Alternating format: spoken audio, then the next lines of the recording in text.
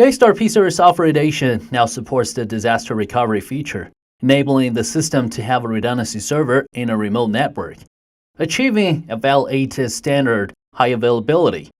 This video will explain how it works and how to set it up.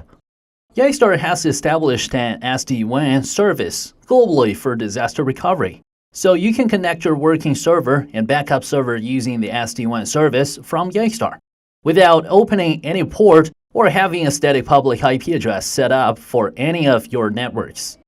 All you need to do is to make sure that you have the specific license for the redundancy server and subscribe to the ultimate plan, and have deployed them correctly. If you wonder how to do it, here's the video tutorial for you, or you can go to the description to obtain the installation manual. Of course, you have the option to pair the disaster recovery remote with house standby in local to obtain a double guarantee. Okay, now let's find out how to set up the disaster recovery. For the first step, we need to create an SD-WAN network between the working server and the redundancy server. Please make sure the firmware has been upgraded to the latest version. Now we need to get the SN code of the redundancy server to activate the service. Normally, when you acquire the P-Series Software Edition with disaster recovery, the provider will offer the SN codes of two servers. You can find the SN code in the license email or consult your provider. Now we can move on to the working server. To start the SD-WAN connection, go to the admin interface, and in System, find Remote Networking.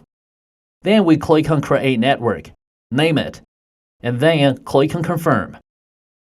Now we can see that this PBX has been set automatically as the headquarters of the SD-WAN network. And we can add our redundancy server. Click on Add, and in the pop-up, put in the serial number of the redundancy server, and in Type, choose Disaster Recovery Redundancy. Then Confirm. Now the system will generate a networking code. We need to copy it, or receive this code by email. Here we move back to the redundancy server. Get back to Remote Networking and click on Joint Network. Now we put in the networking code. Now the SD-WAN networking has been created correctly between the two servers. We can check the status on both sides. Now we can set up disaster recovery based on Yeastar SD-WAN. Please note that if we have set up external storage on working server, then we need to set up identical storage in the redundancy server as well, which means the same device settings and the same mounting points.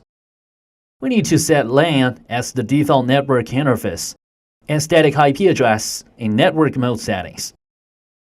We're now starting with working server. In the admin interface, find System, and then High Availability.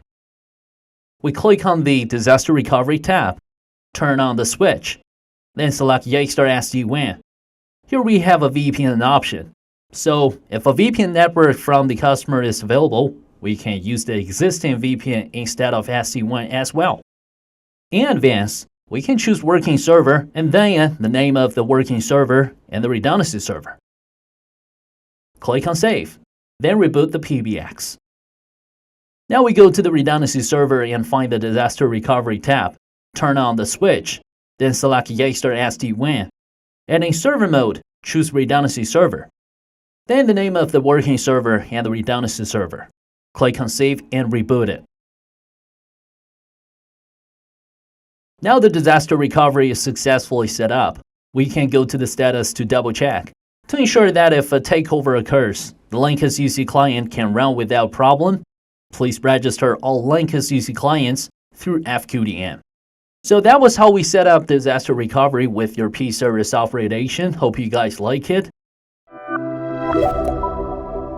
And don't forget to subscribe. I'll catch you guys in the next one.